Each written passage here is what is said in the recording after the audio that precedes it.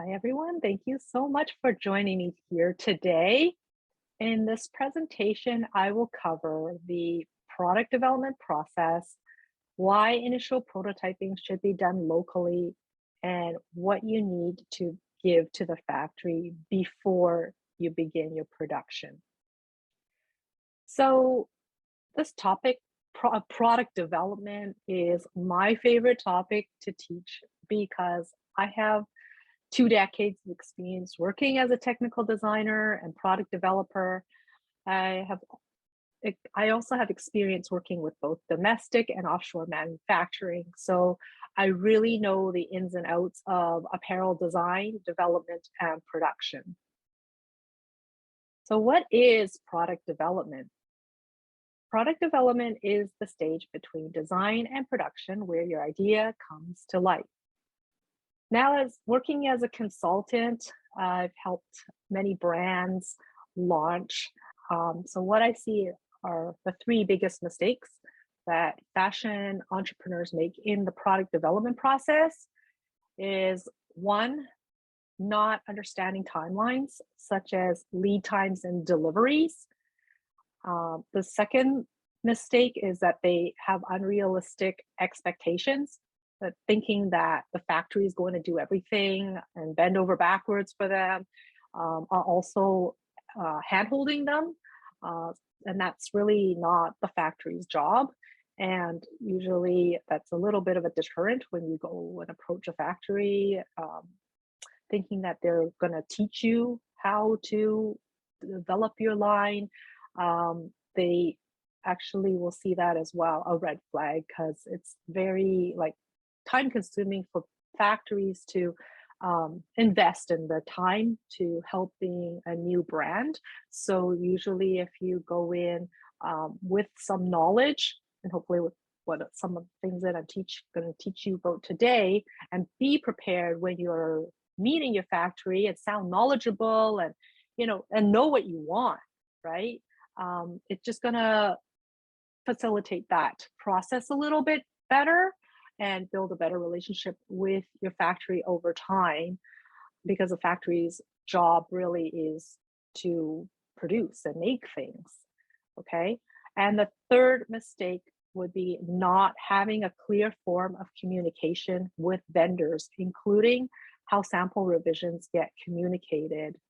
Oftentimes I hear designers are using email as a communication tool and a lot of back and forth. And it's hard to keep track of things that way. So I always encourage to have a tech pack, and it's using a tech pack as your communication tool would help you facilitate that communication, the flow better by keeping track of any changes, revisions, comments that you make to your samples. It's all going to be documented in the tech pack. And so there's not going to be any kind of discrepancy or miscommunication, or even if they come back saying, well, no, you didn't tell me something. Well, you can say, yes, I did. It's all written in the tech pack. So you can't, it kind of avoids having any kind of disagreement or any misunderstandings. And that often happens when you're working with factories, and especially factories overseas as well. Communication is really important, and having that clear form of communication with them is definitely important. Okay. So 2 weeks ago, I did a presentation on product development planning. And so I went through the process and sort of how I planned my production and the timelines and calendars that I was using. And so if anyone has missed that, I encourage you to, you can watch this presentation. It's on my YouTube channel as well. I think this is probably a good one to to view again and watch because I really go over timelines and calendars and how I do my product development planning. So I take you through all the steps and the tools that I use and the systems that I use to kind of create a reverse calendar, a work back calendar. Okay, I just put the link to it in the chat.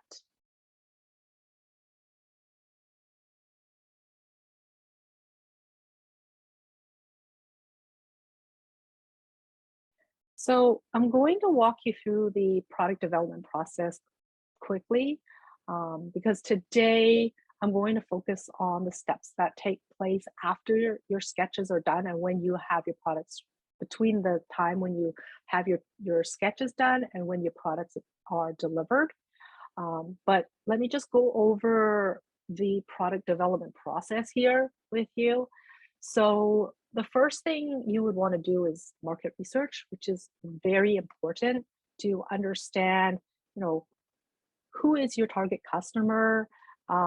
What is the problem that you're solving for them? What are their pain points and challenges? And really, this is a step that you know, people maybe miss or don't take the time to do as much, but it is a very important step because you need to really understand how you're helping your customer. You know, who is it that you are helping and how are you helping them? So that's why market research, it's very important as a first step, and identifying who is your niche, right? And who is your target customer. The next thing would be budgeting and sourcing. You know, designing, developing, producing products costs money. Some, you know, there's a pretty this investment that needs to be put up front, right, to purchase inventory and stuff. So you need to know how much money you have and what your budget is to produce the line. And then you're able to go and source, and you know, obviously your budget and your target market will determine the type of materials that you are going to be using as well, right? So if you are creating more of a budget or moderate price point clothing line, you can't go for like a super expensive fabric that's like $50 a yard. So you have to work within the budget constraints there. And then the next thing is that creating a vision board and mood board, gathering all your ideas and inspiration together. And then you would work on your line plan. So really your product selection and mix, what is going to be comprised, how many pieces are going to make up the line. So then after you are ready to start designing, coming up with your concepts and sketches, after you have that already, you probably want to go through and edit down your line, figure out, you know, which pieces you want to have in your line. And probably if you're starting out, I recommend having a smaller collection, you know, perhaps maybe six styles at the most, because you want to test it out, because you got to also think that you have sizes you got to take into account, right? You have to grade everything. So think about, like, you know, the more styles you have, the more sizes and colorways and all these things, it's going to be very costly for you. And really, when you're starting out, you're really in the early stages of testing your product and seeing what sells. And you want to have a very kind of small, tight collection to begin with and test out and see which products sell better and get feedback from them. Okay. And then, so now here is probably the part that I want to focus more on, is from this part on to when you finally get your products delivered. So the next step is that once you have your technical sketches drawn out, and a technical sketch would be a flat sketch, usually done on the computer, like on Illustrator. And I really recommend to have your technical sketches done that way, like a CAD illustration, flat, as opposed to hand sketching, because that way you're able to make changes that you need, and you can do your color ups and line sheets and take those, you know, eventually be able to use those as well as for your sales tool, collateral, for your catalogs, and everything down the line. So uh, that's why I would recommend doing it on the computer. So then next is getting into patterns and samples. So I would really recommend having your patterns and samples done locally whenever possible, because there is so much back and forth communication that takes place. And this is probably the most important part of the product development process, because you really want to take the time to get your samples right, looking right, fitting right, constructed right, right? So that's why, this is probably the most important part of the product development process here. I'm just gonna go to the next slide and zoom in on this a little bit more. Yeah, so patterns and samples. So if you're not able to do them yourself, then you probably want to collaborate with a pattern maker and sample sewer to help you with that. And just it could take several iterations of this, and several sample prototypes to get the fit right, to fit the way that you want it to. And so that's why doing it locally is better, because then you can be there during the process and you can tell them, okay, I want to make these changes to it. And the changes, any changes that happen in your sample should be also made to your patterns. So ideally, you want to have your sample sewer pattern maker sort of working together in the same room or same facility. Sometimes if they're the same person, then that's probably good. Like, so that way they know any changes they make in the sewing part, they can adjust the pattern as well. Okay, and how many prototypes, is there a number? Like, really, there could be 3, there could be 4. It all depends on what it is, and it's just a matter of getting it right and to fit properly. So sometimes I actually was talking to someone who runs a studio here in Vancouver. She does product development, and pattern making, and pattern making, sample sewing for people. And she's like, if we start with having a reference sample of some sort, it definitely helps. And that could potentially actually reduce the number of prototypes that you have. And she said, if someone comes to me with a reference sample of a style that they actually want, then she's able to make that pattern based on that sample, and able to probably cut down uh, an extra prototype sample that way. So just keep that in mind when you are starting and you are getting your patterns made. Try to find some kind of sample to show them, and that would really help. And I have costing grid. This is probably a good time to set up your costing grid and collecting your costs, or at least have your target costs in there, knowing what your costs are and what you plan to sell for. So your retail price points and your wholesale, if you're planning to do wholesale, so that way you can start to work it out a little bit and know what your margins are, and start to play around with your margins, and so that you have sort of a framework in terms of knowing what the ballpark should be in terms of what your costs are, right? You don't want to work the way where you're like, okay, I'm doing all the work and I'm gonna get my products all developed, and then I have my fabrics, and then finally you come to your costing and it's like blows everything out of the water, because it costs so much that you can't even sell the product in the end, right? So you need to know how much you're planning to sell the product for, and then work back to know sort of what your target cost is going to be. So then when you are working on developing the product, then you know like how much your product should roughly cost and how much you should be paying for it. So that's one thing. Another thing probably to keep in mind is you may not be getting the, the perfect margin that you are looking for as well, since you are starting out, because you're probably going to be doing some low runs.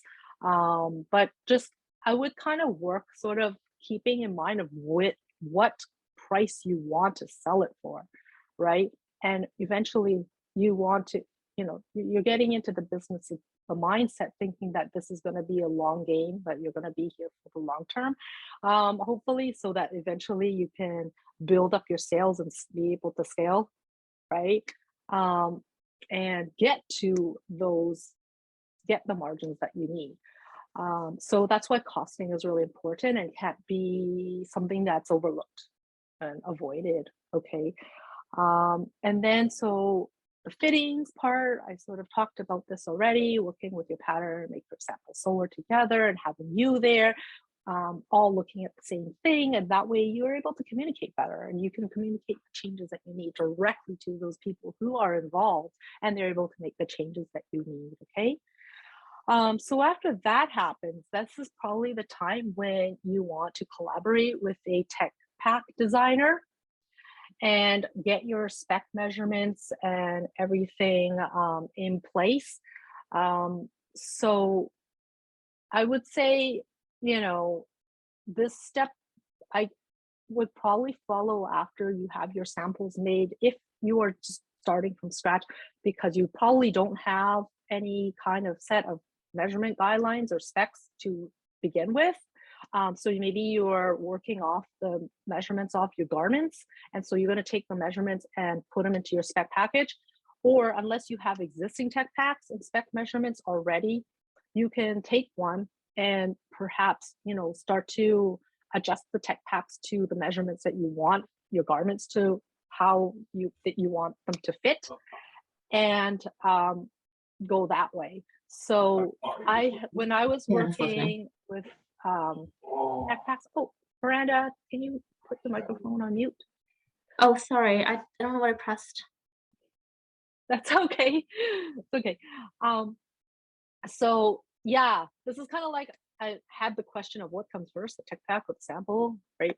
And it really depends. Sometimes if I had existing styles that I already did, and I simply was adjusting my tech pack, and I knew what changes I needed to make, I would make the tech pack, make the changes to the tech pack, and send the tech pack out, and then have them make the sample according to the tech pack.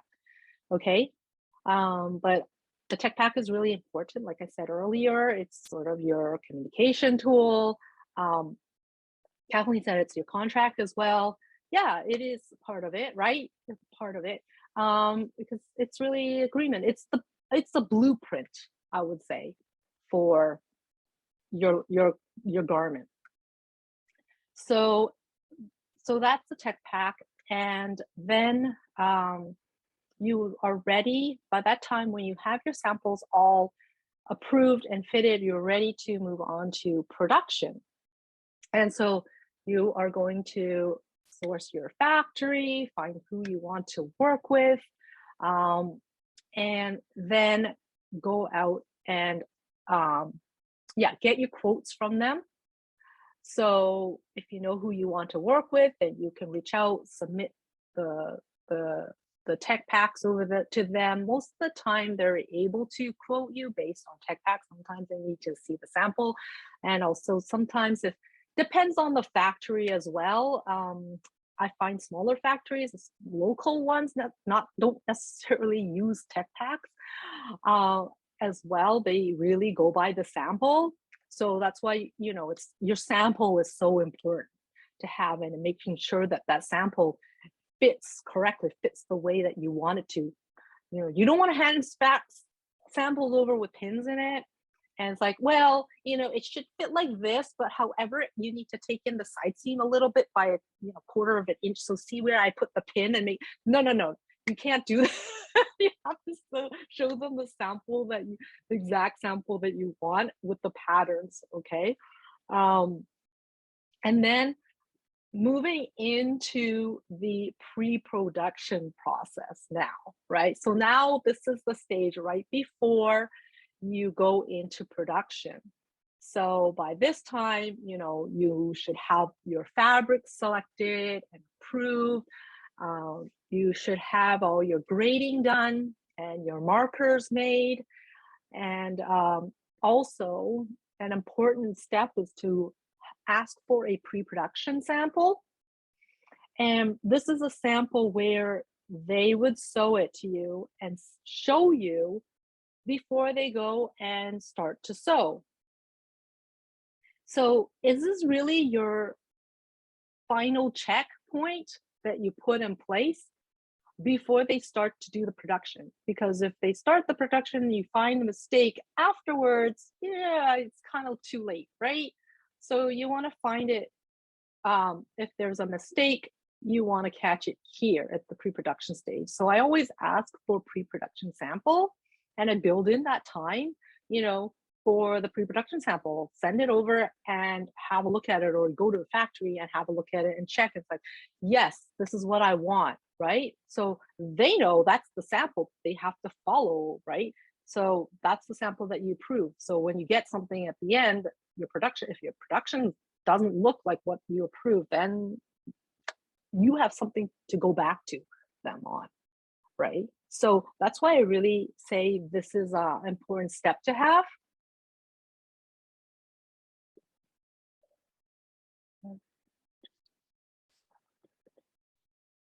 Yeah. So Kathleen was saying that a factory who just does wovens will have a different take than a factory that just does knits. So you have to check on the factory and see, because knits they're different machines. So they don't typically charge for pre-production, but yeah, that's why in the vetting, the factory process, it's good to find out what this factory specializes in. They could specialize in wovens, or they specialize in knits. So some factories do both. But say if you are doing athletic wear that uses a lot of stretchy fabrics and stuff, like we probably need a flat lock machine. And sometimes not every factory has the flat locks machines to be able to sew the flat seam stitches. So you want to make sure that your factory that you choose is the right factory to make the type of garments that you need to have made. I've never been charged for a pre-production sample. It's basically they're cutting everything out for me, and so they're just sewing that one piece to show me. And it's really, I feel it's like insurance for you and your factory, right? So it's probably not something that they want to. Oh, Lexi, you've been charged for your samples. For every sample? Wow. I haven't been charged for my samples. So I think it really depends. Are you talking about your fit samples though, like your prototypes? Because if that's the case, yes. Prototypes, yes. I get charged for each prototype sample. And so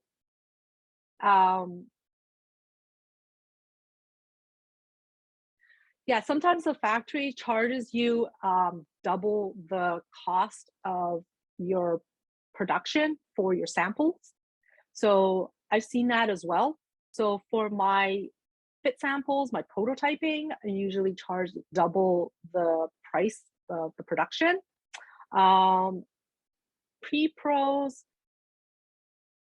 yeah, I think it depends. So maybe some factories do charge you, but larger factories, I think they see this as common practice. When I was working at Reebok, we'd always had that part of the process, like pre-production samples had to be submitted for approval prior to starting for production.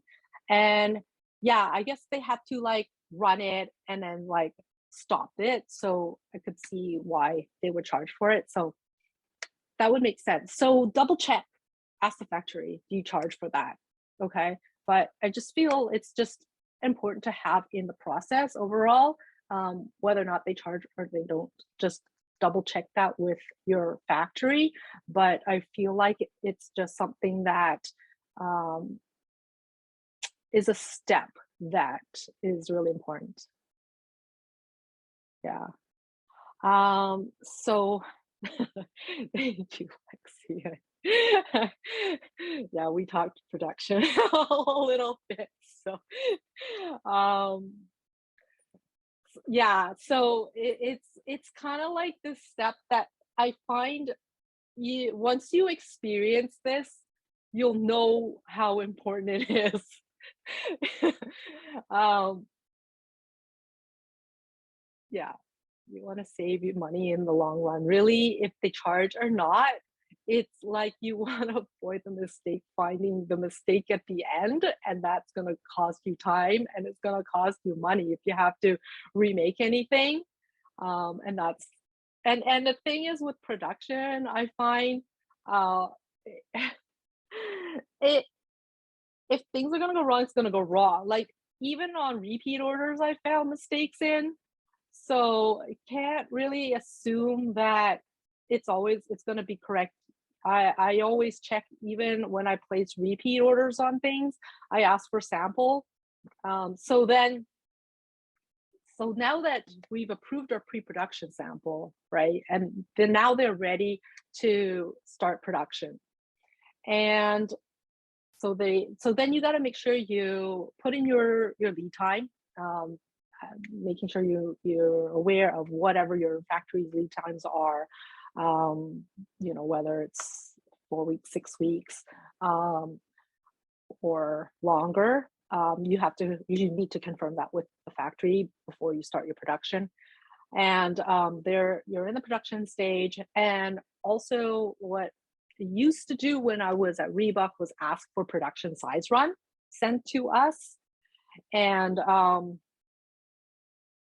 they would send us the full size run, and we would check that. Actually, with most of the places that I worked as a technical designer, we would always ask for the full size run, um, and we would check, and they weren't allowed to ship until we approved it.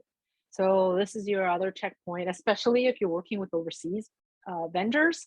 Then you don't want to also wait to a month to get your products, or once they arrive and then you find a mistake, then you're like, oh, it's too late, right? To have to go back and fix it. So when you're checking your production here, then if you catch anything, and I have caught things at the production level too, just like kind of crazy, and you're just wondering like, whoa, how did this even happen?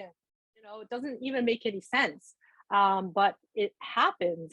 And so that's when you're like, oh, thank goodness I checked the production and found this mistake before the products got shipped and delivered into our warehouse. And so then if you need to remake or do any kind of rework, then you're gonna probably have to do it at that time.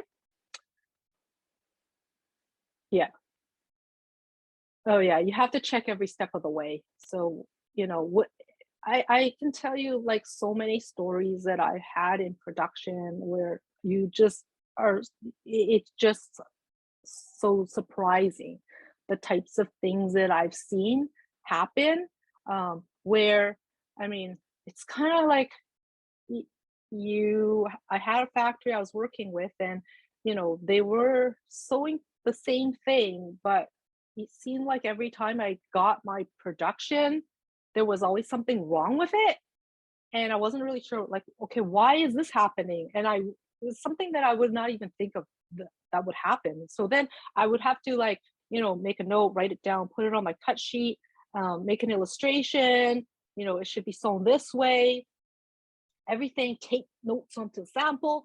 And sometimes, and you're like, oh my goodness. And then you're like, well, this is too much. So I decided to switch factories because I heard of this other factory. They do good work. And so I went and switched factories. And for the first order I did, and I made a lot of things out of polar fleece material. And with polar fleece, it has like a right side and a wrong side, right? You can see there's a nap. And so when I got my production, and this is probably when I was like, I'm like, same thing. They're sewing. This is very simple product. I didn't check and received, just got my production. And when I got it, they had literally sewn everything with the wrong side facing up. And so when it was so obvious, right? And I'm like, how can this even happen? So it was just really, yeah, something. So I, needless to say, it wasn't very happy, and went back to my old factory. So yeah, so many production stories to share. So then after you have your production back and you've checked, you're doing your quality control, factory should be also doing their QC on their end, but you should also be checking, and you should be making visits as well if you can. But if you're working with a local factory, like perhaps go in and do your quality control checks. And maybe the first time, like, go through it with your factory and say, look, tell them like sort of what you are looking for, what it should look like, so that they understand it. And then after your product gets shipped and delivered to you. So really, that is probably the whole product development and production process.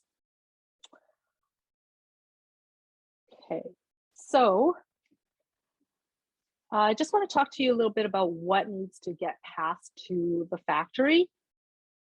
And so it really depends.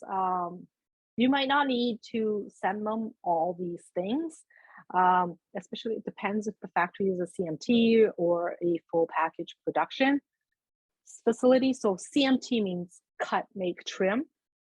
And so you would need to purchase the materials and have production will be done by the factory. And full package program, some factories offer that. They will source the materials for you and produce the finished goods. So, and they would even do your pattern making, grading, marker making. Some factories will order fabric for you depending on the size of your order, but sometimes factories don't like to order fabrics because they don't want the risk of keeping inventory. So you have to talk to them about that, and then they'll do the full production. Sometimes, there's a half package program. So you have to purchase and provide the materials and then have the product development production done by the contractors. So what you need to give to the factory before you begin production is you need to give them a purchase order. Like it shows, your styles and quantities and cost on there. You want to give them your tech packs, your order forms, or a cut sheet. Sometimes my factory, if it was just a CMT factory, my cut sheet sort of doubled as my order form, and it would literally show like what the pieces that needed to be cut. And it had a little illustration next to it, and I would tell them like, okay, this component is with this color, this fabric, and I put little attached swatches and everything next to it.